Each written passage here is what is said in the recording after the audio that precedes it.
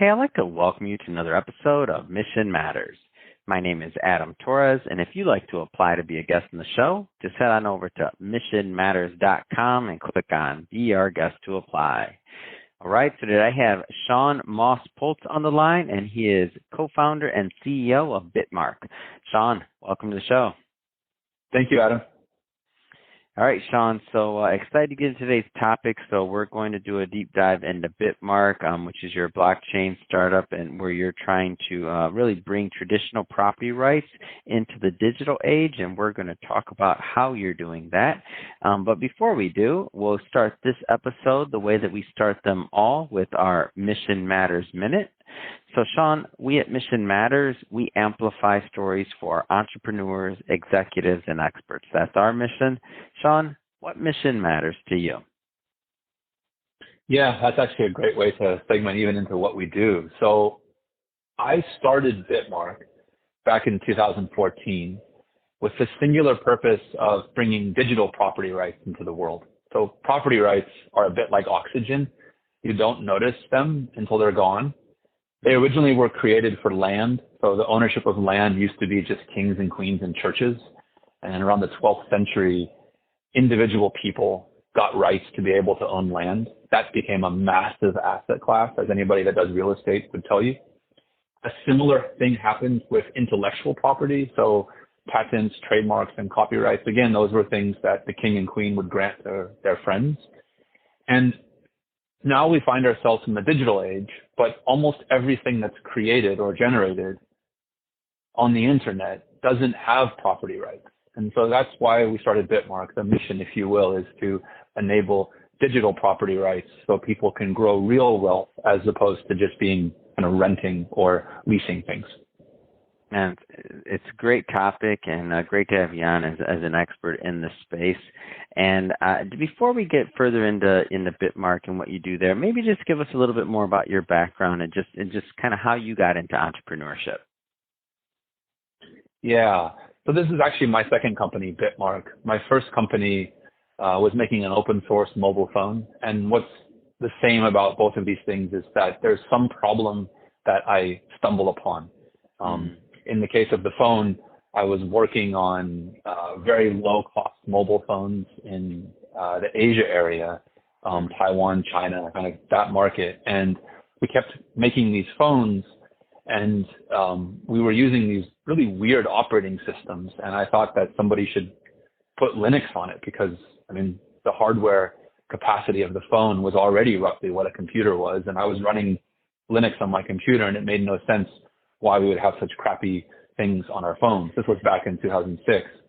And so this is pre-iPhone, yeah? Pre-iPhone, pre-Android. Yes. Wow. Yes. Yeah. It was a good run. We weren't successful financially, but a lot of the code that we created for our phone still lives on in Android phones. And then in the case of Bitmark, sort of a different story, but quite common. There's a lot of commonality between the two. So I think of myself as an engineer that loves to build things, but I'm also the son of a lawyer. My dad does estate planning, and I got married 2012, 13, and my wife got pregnant. And my dad wanted to make a trust because he said that's what people do. Like when you have assets, you put assets in trust. So if something happens to you, there's a succession plan. And the assets I wanted to put into the trust were digital things like my ebooks, my music, my Bitcoin. And my dad said that all of the digital things that I thought I owned, these books, these music, I didn't actually own. I had a license to. And then the things I did own, the Bitcoin, he had no idea what to do with because you don't have property rights to Bitcoin. The state doesn't know what to do with that kind of stuff. You can't have a lawyer call the bank and say, hey, give me that person's Bitcoin.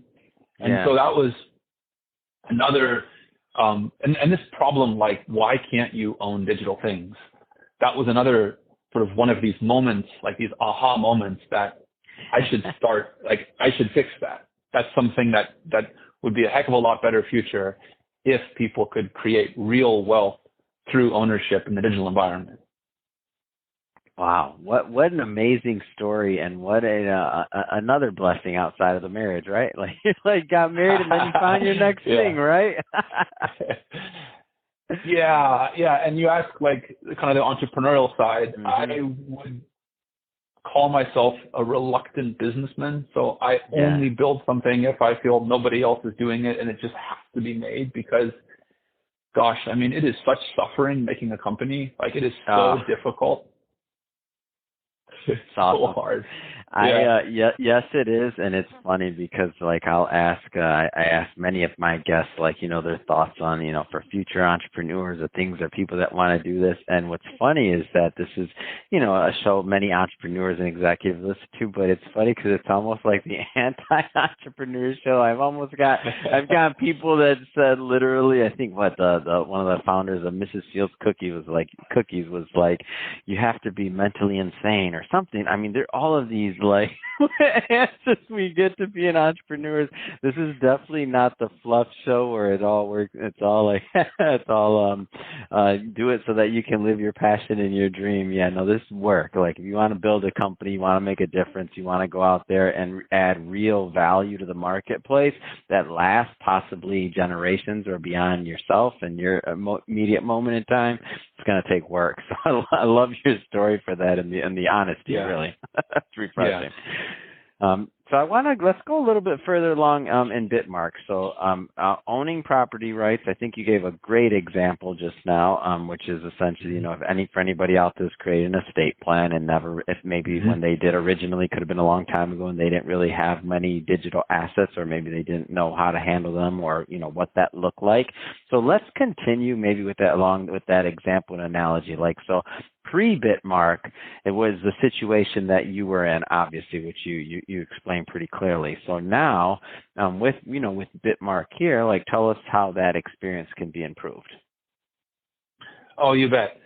So the original problem that I thought we were going to solve was that there would be like an upswelling, sort of a movement of individual people claiming ownership over their data, for example, their Facebook data, just claiming ownership over digital things. And what I did not see coming at all, and what I think is just actually fantastic, is everything that's happened in digital art in the last couple of years, where you've had this movement in art that really goes back to the 1960s, but it was always marginalized, always sort of kept out of the institutions, the museums, the galleries. And largely thanks to COVID and the cross-pollination of people that saw their wealth increase on the cryptocurrency side and wanted digital things to buy, and artists that had all this extra time because maybe their day job that they had to try to maintain their studio was shut down. And you had these two circles, these two Venn diagrams, if you will, that normally would never even mix, overlapped. And it went from arguably like $1 million market to around $15 billion market in a year. And $15 billion represents 10, 15, 20% of the entire art market. And it's growing like exponential right now. Wow. And so with a lot of things, people first feel that the legacy systems will come in. So there's new technology. You think, okay, it's the legacy, people that have unclaimed assets that are digital. Okay, that's what people don't want to register first. That's what's going to take off. But it's almost never that. It's always something that looks like a toy, looks like comes from left field, and that's what catches you by surprise. And then I just feel blessed that our team was receptive enough and we just ran with this. But I really feel like art and artists are going to be the way that the next generation of people, outside of people that are really obsessed with, say, finance and trading and things like that, which is a small percentage of the people. But it's the creative side. It's the artists, the musicians. They will be the ones that will show the rest of the world what is possible with digital ownership. So that's where we find ourselves today. It's very much in that, wow, it's the artists that are going to show digital ownership to everyday people. And that's where we operate right now. So tell us a little bit more about the platform and how to use it. Sure. So we have two products. One is an online art gallery and a publisher. And so this is really a different take. It's highly curated. We put together roughly two shows per month of groups of artists, and the artwork can be all kinds of formats. It can be video, could be software, it could be 3D sculptures, digital sculptures. That one we launched last year. It's done around $20 million in GTV. It's changed a number of artists' life. I keep hearing great stories about artists that have paid off mortgages, bought cars for their mom and dad. Just an exceptionally inspirational story of what's happening on that side. And around the end of last year, it occurred to me that, because I was also collecting this art myself, it occurred to me that what are known as crypto wallets, so this is the way that people actually hold on to these digital assets. The crypto wallets were created for cryptocurrencies, of course, and also created for DeFi. I don't know if your listeners know about DeFi, but it's this sort of new way of doing finance that's just absolutely going exponential right now. But it couldn't be any more different than the way people are used to looking at things like Instagram or TikTok. And so I felt there was a massive opportunity for somebody to make a wallet that would be first about the artwork, the NFTs, first about this visual side that everyday people really can get excited about. And then, sure, like powering that stuff was all of the blockchain technology and the cryptocurrencies and the tokens and those sorts of things. But that wouldn't really be exposed that much to people. They would just be able to experience how great the artwork was. So that's our second product. And that product is called Autonomy. So we kind of think of these almost like peanut butter and jelly. They go together. They help each other out.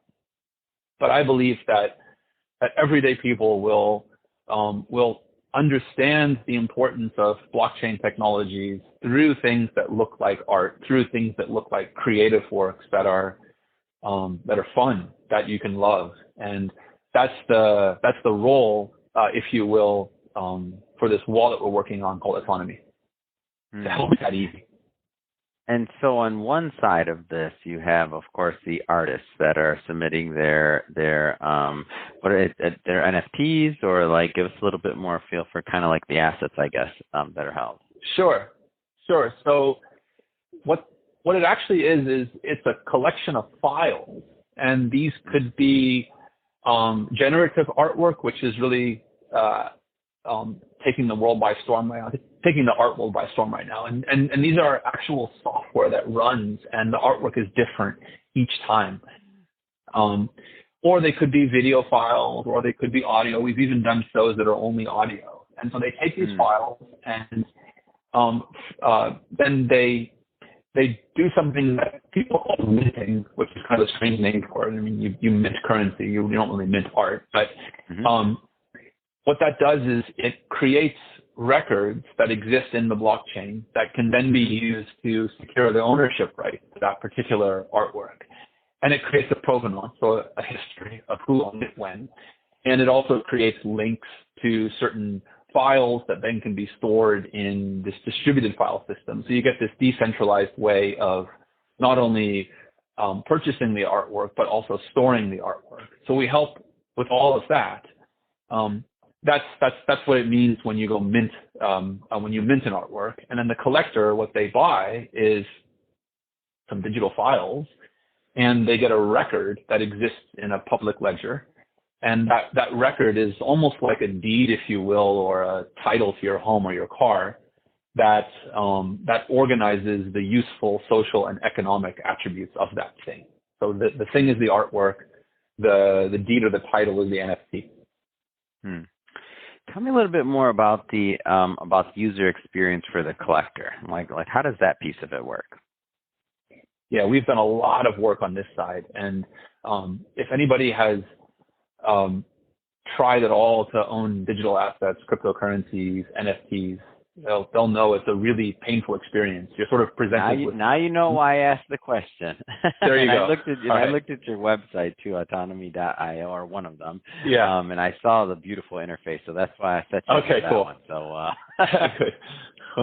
Thanks for the layup. Yeah, it's been a really difficult experience. The whole idea of a wallet is quite confusing. What you have are private keys. It's more like a keychain. And these keys allow you to transfer the ownership of records that exist in like a database, if you will. That's what a blockchain is. And then there's rules that go along with the blockchain of how you can transfer these things, or how you can hand them down, give them to people. And those are what they're calling smart contracts. And so you kind of bundle these things together, and you have these keys that you use to control them, but it's also technical. It's also difficult. And then if you lose your keys, well, you lose your Bitcoin, you lose your cryptocurrencies, or you lose your artworks. And so people get afraid, and they do what we've done for centuries, and that's just let other people hang on to the keys. And those other people, they get hacked, or they steal those coins. I mean, theft and fraud and theft are indistinguishable when it comes to cryptocurrencies and crypto assets. And so what we tried to do was to take a step back and say, look, everybody has in their pocket a general purpose computing device that has a very, very secure chip on it. And we know it's secure because that's where Apple and Google store their secrets. And so how could we make a wallet that actually leveraged the capacity to store these secrets that everybody already has, so they don't have to make it their problem? Because if you offload that problem to everyday people of, okay, how do you back up like some really, really complicated long strings of random numbers and make sure you don't lose that? You just have all sorts of problems. It's dreadfully scary. So autonomy, I think, has one of the most elegant solutions of how to do that. We don't offload that problem onto our customers, onto collectors. We help them. And then over the next, let's say, 2 to 3 months, we're going to have a way that would even allow for this kind of original failure mode, like the trust that I was talking about, where what happens if, okay, it's great, my phone is safe, but what happens if I get hit by a bus? Can my wife, can my family get access to my stuff? And so I think we've also solved that problem in a super elegant way. And that will be coming out with probably early next year. But these are very early days of solving some really important problems of how do you make it easy and safe for just everyday people to be able to begin to collect not just digital artwork, but all types of digital assets. And the reason is that I really do believe, this goes back to the mission, the first mission question, is that I really do believe that the next generation of wealth will be created within these digital properties.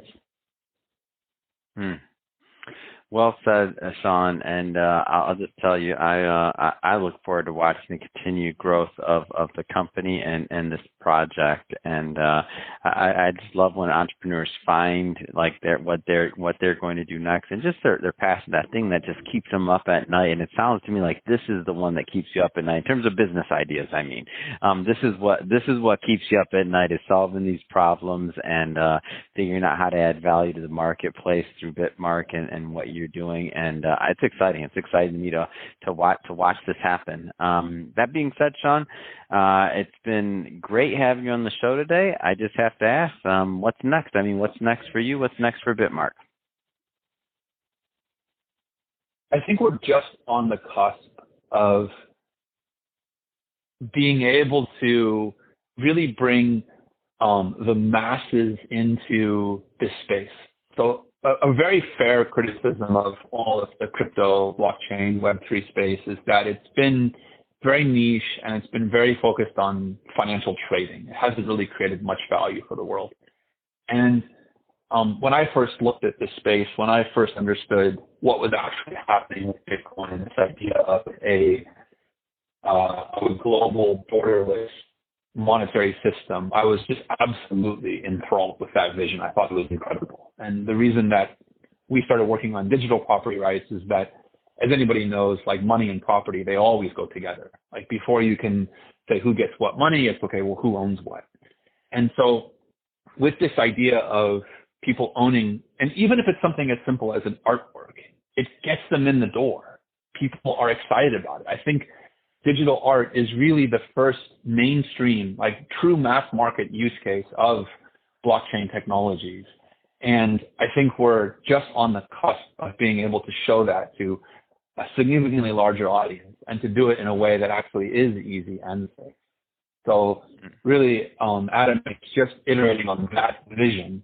How do we bring a significantly larger audience into the space? Because there's just such an incredible opportunity for both social and economic wealth to be created here. Yeah, I agree with that one completely. That being said, Sean, if somebody's watching this and they want, or listening to this, and they want to follow up and learn more about Bitmark or Autonomy or any of your other work, what's the best way for them to do that? Yeah, you bet. So we don't update our own websites that much. I am accessible most easily, I would say, on Twitter. So Moskovich, Moskovich. That's my username. But please do reach out. I love talking. I really love getting feedback. Critical feedback's the best. Awesome. And we'll definitely be sure to post all of that information into the show notes so that our audience can just click on the links and head right on over and follow you. And speaking of the audience, if this is your first time tuning into a Mission Matters episode or connecting, we're all about bringing on business owners, entrepreneurs, and executives and having them share their mission, the reason behind their mission, really what we can all learn from that so we can all gain and grow together. If that's the type of content that sounds interesting or fun or innovating to you, hit that subscribe button because we have many more mission-based individuals coming up on the line and we don't want you to miss a thing. And Sean, really, it has been a pleasure. Thanks again for coming on the show. Thank you for the opportunity. I appreciate it.